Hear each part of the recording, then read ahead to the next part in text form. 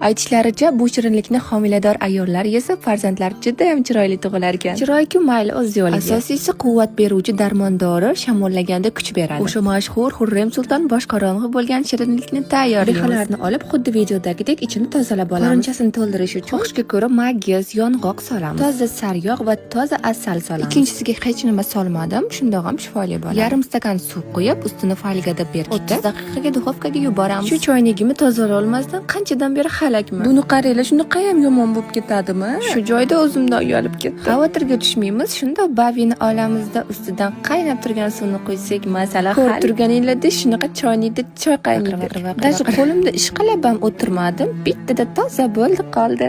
Endi ko'ngil xotirjam shirinlikka qaytamiz. Xohlasangiz duxovka pechida emas, tovada pishirsangiz ham bo'ladi. Albatta tayyorlab ko'ring, farzandlaringiz jon rohati bo'ladi qoladi. Video sizga manfaatli bo'lgan bo'lsa, yaqinlaringizga yuborib, sahifamga obuna bo'lishni unutmang.